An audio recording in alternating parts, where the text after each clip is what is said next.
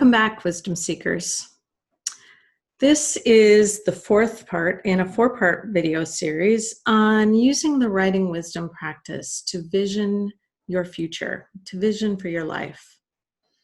I use the writing wisdom practice for many things: healing, visioning, even getting clear on decision making in the moment even. But it's a powerful tool for life visioning. So I hope you've enjoyed the last few videos. If you haven't seen those, I would at least recommend that you go back and look at the first video in this series. There's quite a bit of instruction about using the practice for life visioning. So you'll want to listen to at least that part. And again, as we write and get really clear about all of the areas in our life, if you wrote, let's say you wrote into relationship over these last three videos, and you now feel really, really clear, and then you could reuse those videos if you wanted to write into the other areas of your life. You could attend one of my classes. I do have both a free visioning class coming up where I introduce people to it in one-on-one, well, not one-on-one, in a classroom setting where I'm personally helping the group to learn the practice.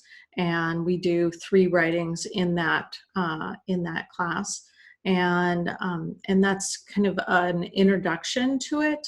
As this series is meant to be an introduction to it. And then the third week of August, I do have an 8-week class series where each week we will write and do 3 writings into a particular area of life and really get clear about that area. And with the purpose being that over the 8 weeks, we're able to really cohesively build that life vision for ourselves in its totality. Obviously, a vision isn't something that you write once and it's locked in. It is something that is ever changing and ever in need of revisiting and evaluation. And I will have videos coming up on how I recommend doing that, and really making sure that you're always in tune with what your true here and now is as well. We don't want to only live in the future. We do have to live in today as well. So I have some practices that I use for that process that I'll share in future videos. Today, if you have gotten really clear in a certain area, or you've gotten clear in multiple areas, when I talk about that pulling everything together in a synchronized way, we want to spend time reading our writing, reading and making sure that we've answered all of the questions that come up for us in every area, so we're really clear on those areas. And then we want to read all of the areas that we've done the visioning exercises in to make sure that they're cohesive. And if there's any areas that just seem out of sync, it's this writing, this kind of synchronization writing. I almost like to see it as a puzzle. Like, this is when we're putting these final puzzle pieces that we're missing, we're making sure that those actually fit into those remaining holes. So if you've done that, think about what those questions are. Does your vision is for your relationship actually fit with the vision for your livelihood and your career? Is the vision for your livelihood and career, does that fit with your vision of family and community and how you show up in those areas? So just make sure you're looking at any areas where you might have things out of sync, and bring that in to the writing as well. The other thing that I would suggest as you're working through rereading and really identifying where you've still got gaps and questions and where you're just not clear yet, go back and think about why you want those things. Why do you want that vision? What gifts do you have to bring to that vision? What value would you feel? What value would you bring once you were in that future? How would you think about that from a value perspective?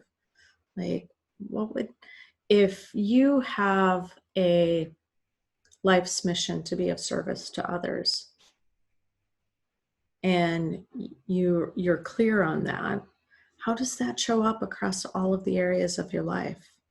Is it okay if it only shows up in one area? Or did you really want it to show up in all areas? And does that need to be reflected in your vision in some way? So just start to ask yourself those types of questions, connecting what it means to you, what it would mean to you to be in that future. Okay. I'm going to read a beautiful, beautiful poem and writing today. This one, and I'm sure most of you have probably heard this before, and if you haven't, I would definitely suggest that you look it up. It's just beautiful. It's called The Invitation by Araya Mountain Dreamer. And I'm just going to go into it. Let it speak for itself. It doesn't interest me what you do for a living. I want to know what you ache for, if you dare to dream of meeting your heart's longing. It doesn't interest me how old you are. I want to know if you will risk looking like a fool for love, for your dream, for the adventure of being alive. It doesn't interest me what planets are squaring your moon. I want to know if you have touched the center of your own sorrow, if you have been opened by life's betrayals, or have become shriveled and closed from fear and further pain.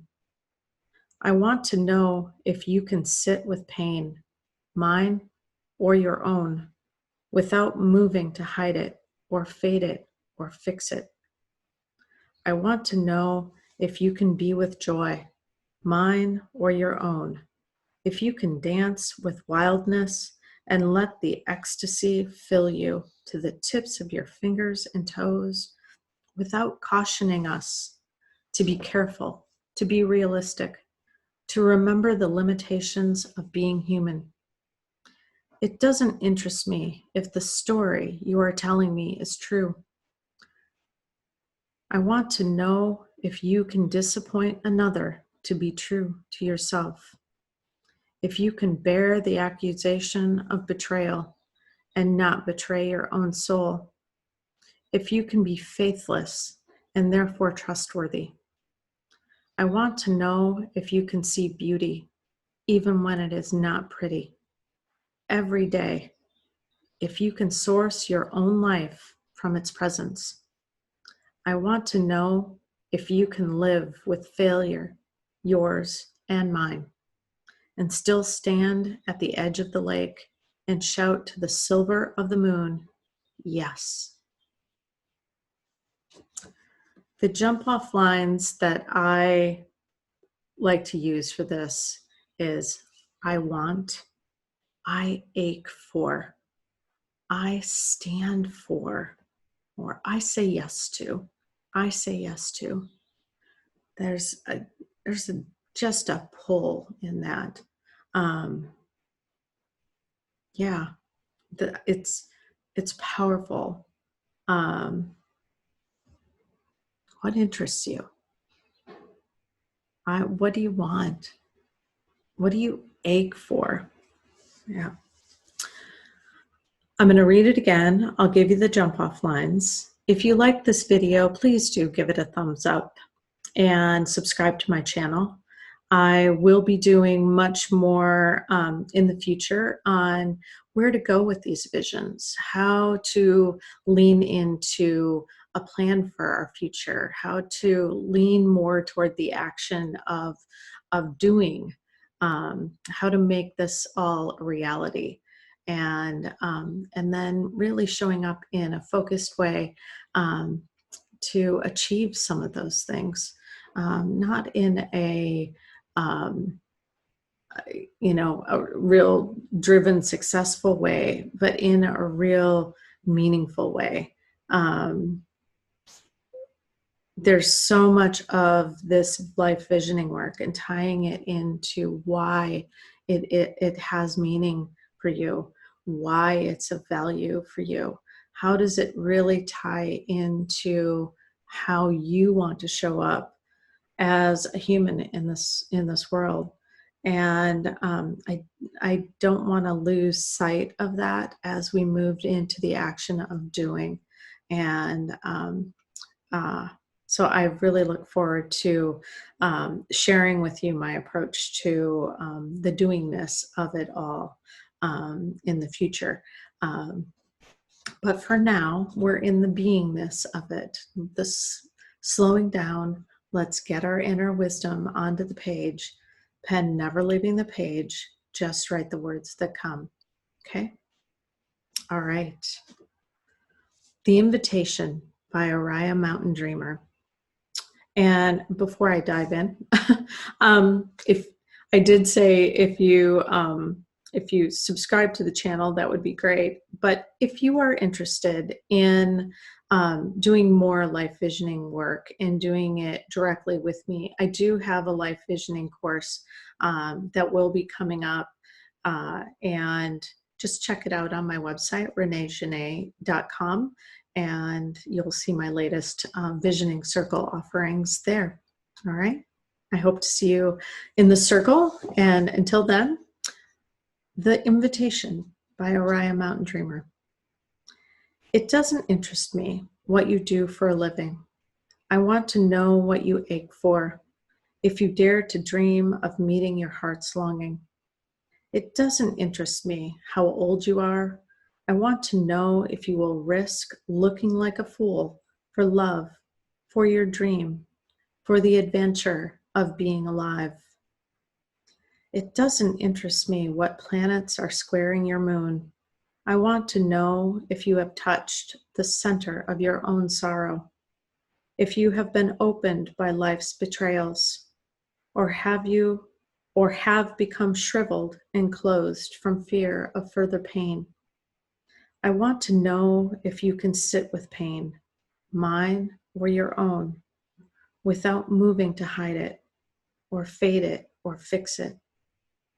I want to know if you can be with joy, mine or your own, if you can dance with wildness and let the ecstasy fill you to the tips of your fingers and toes without cautioning us to be careful, to be realistic, to remember the limitations of being human. It doesn't interest me if the story you are telling me is true. I want to know if you can disappoint another to be true to yourself, if you can bear the accusation of betrayal and not betray your own soul, if you can be faithless and therefore trustworthy. I want to know if you can see beauty, even when it is not pretty, every day, and if you can source your own life from its presence. I want to know if you can live with failure, yours and mine, and still stand at the edge of the lake and shout to the silver of the full moon, yes. Jump off lines. I want, I ache for, I stand for, or I say yes to. What do you say yes to? Pen to the paper, never leaving the page. Write for 15 minutes. Get so clear you're in the future and you're surprised when you find yourself still here.